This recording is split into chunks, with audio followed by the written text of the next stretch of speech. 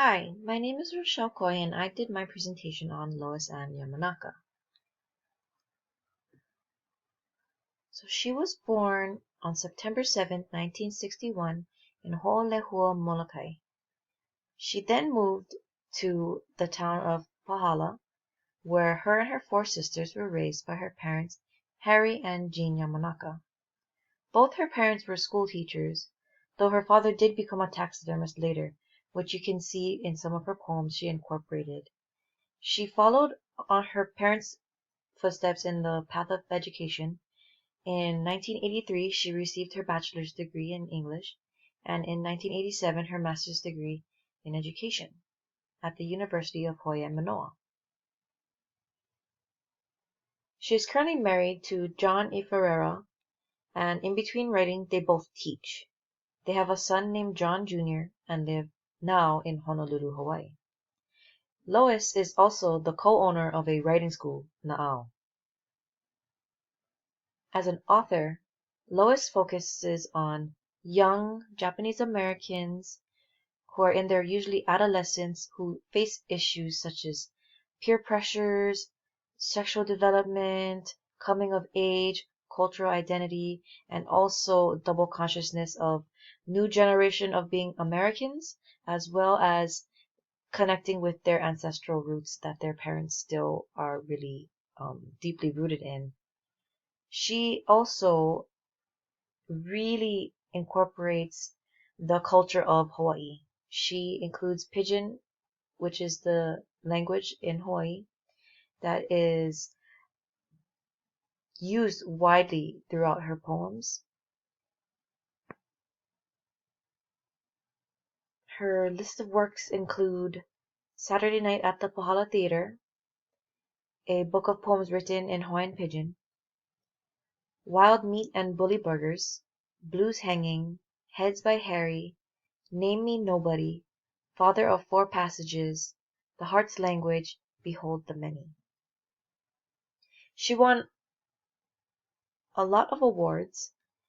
So she won the National Endowment for the Humanities in 1990, the Pushcart Prize for Poetry in 1993, Carnegie Foundation Grant in 1994, National Endowment for the Arts Grant in 1994, Pushcart Prize in 1994, Rona Jaff Award for Women Writers in 1996, Lannan Literary Award in 1998, and the Asian American Literary Award in 1998 as well. So for the socio-historical context of Lois Ann Yamanaka's writing, it's basically set in the era of plantations. She set it where she grew up, in the town of Pohala.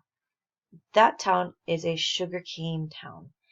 It was widely supported by the sugarcane plantations, where it was very labor intensive with cheap wages, yet very tight-knit communities. This also led to an influx of immigration. It became a melting pot of all sorts of cultures. There was Filipinos, Japanese, Chinese, Koreans, much more. Oh, there was also Portuguese, Spanish. There was just a whole lot of cultures coming in and fusing into one area. And through time, they were segregated. But as time moved on and the plantation started to decline, the people needed to find jobs elsewhere, and there was no need for this segregated community. So each plantation once had specific camps for each culture. There would be the Filipino camp where majority of the Filipinos would live. There would be the Portuguese camp where the Portuguese would live, and they kept these small communities separated. But as the decline of the sugar plantations came about, there was no need for this segregation anymore, and these communities all came together and put a piece of each culture into this one culture, which we now define as local. Local, in my definition, would be a fusion of many cultures to create a new culture. The local culture in Hawaii is a combination of all these cultures. There's a little piece of each in this one culture. To be local, you do not have to be of a specific race. It's more of a mindset. You do not have to be just Hawaiian. You can be Japanese, Portuguese, Filipino, Chinese, so many other things. And especially with the intermarriage and interrelations of these different cultures, now that it's no longer required that they're segregated, intermarriage is happening. These people are coming together. Nobody is just one ethnicity anymore, which makes being local a lot easier and more of a mindset than a race issue. The context of her story itself is based in the 60s to the 80s. She was born in the early 60s, so the plantations were really thriving around this time. The decline of the plantations happened around the early 80s. The collection of her works are seen through the eyes of the Japanese American young girl who's suffering from this double consciousness. So this young girl is not just identified as Japanese, she's identified as American, she's identified as local, yet her parents are tied to their old traditional ways where everything is set in stone and they need to be in specific categories. Whereas she is now branching off into all these different categories. She's friends with all types of people now. She even gets into a love interest with somebody who is not of her own race. The only thing about this is that racism and separation of these different ethnicities still pops up in her work a lot. So major themes and issues that I encountered in Lois and Yamanaka's work would be identity, self-discovery, coming of the age, pressures, and societal change. Identity would be what I just described as the double consciousness. She doesn't know who she quite is or what category she fits into. She has to struggle with balancing her own self-identity while also discovering who she is at the same time. She's a young adolescent in a lot of these poems.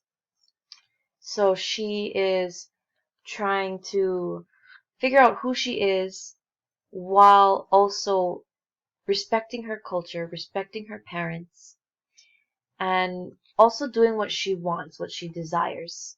She goes on a lot of adventures, I would call it, where she learns lessons about the past of where she's living and also using that to make her decisions for the future. For me, this is a very interesting coming of the age work because prior to the, typical coming of the age novel, such as Hunger Games and all that type of where the protagonist is discovering themselves while accomplishing a goal, of a greater goal. This one is set more so of accomplishing the goal of self-discovery. And I find that to be a very important issue. And I feel like Lois and Yamanaka is using these poems for those who are confused about who they are, who are facing peer pressures. They're facing the pressures of their sexual identity, their culture, just in general who they are as people. And she also faces societal change, which is basically the same thing as movement of time. So as she is being brought up by her parents who are very strict and, they're very structured. They do not like their children to be bad in any way, such as using wrong language, not listening to their parents would result in lickings or would be slapping, that kind of physical structure which is no longer seen as appropriate. But the societal change she goes through teaches her who she is and that she doesn't have to be stuck in the old ways. She's making decisions on her own based on what she's learned from her parents as well as what she feels is best. So some of the works that I wanted to cover would be Boss of the Food. This work, she basically, these works, I put them in order of what I believe like a time frame. So Boss of the Food, she's at a very young age. Turtles, she gets a little older. Kid, she gets a little older. And then she moves into My Eyes Adore You, Empty Heart, Name Me Is. That's when she becomes more of that young adult. She's moving from child to young adult. So Boss of the Food is basically just getting to know this character. She is arguing with her younger sister because her sister is always the boss of the food, and she will torture her sisters in a way by just allowing them small pieces at a time of snack foods. Finally, fed up with her sister, she takes initiative and knocks her sister down a peg. She calls her a bird killer, and this affects her sister a lot. And although she did feel bad for a little while, she knew that she couldn't take it anymore, and she's not the type of person to have to beg for something. She's gonna take the initiative to get what she wants. And that's what I got out of that poem. The next poem, Turtles, I see this poem as very more so internal battle, whereas it also is external because she's just learning now that people would eat turtles, and she just can't imagine it in a way. So she gets very upset when her friend Bernie offers for her to eat it. And then when they go over to see the turtles hatch, this is a very important moment for her. She just witnesses this miracle that they believe they only will ever see once in a lifetime. And then this is also a part where she understands that nature is a very powerful thing, because when the baby turtle hatched, there was a point where Bernie told her that they just instinctively know where to go. Like they turned the baby turtle towards the mountain, yet it turned around back towards the ocean and started its journey towards the ocean. The next poem, Kid, is where she gets a little responsibility. She starts taking care of this baby goat. And I thought this was adorable in a way, but also very sad when I got to the end, when she had to give up her baby goat to the zoo because her mother did not want her to have it. So this is like a poem that's teaching her that she is responsible. She can take care of this animal that she loves, yet she knows that she needs to respect her mom, and she can't just keep this goat. It belongs with its own kind, yet even though it's too tame to go in the wild, they found it a good home where it would be taken care of. So this poem teaches her that she can't get everything that she wants. And then as she moves into her young adult, she gets this love interest with this man named Willie Joe. He's a lot older than her, and at first she's at that stage where she doesn't really quite understand what he means by it, but she understands that there's an interest there, and there's a connection because of the way he's speaking to her, the way that he looks at her, he's watching her, and he's taking note of certain things about her. Empty Heart is when things progress in her relationship with Willie Joe. And that's when, although prior to this he said he would not touch her, he does, and they become romantically involved. And then Name Me is actually a really interesting poem to me. It's just the fact that this is where they were like professing their love, and they were just advancing, and she's just becoming so much more mature and into this young adult mindset. Yet it's just the fact that she's so young and naive, and it's beautiful in a way that first love is always going to be a beautiful thing, but she's still naive and she has a lot to learn. So overall, this is what I got from the Lois and Yamanaka readings. I hope you enjoyed it. If you have any questions, you can just let me know. Thank you.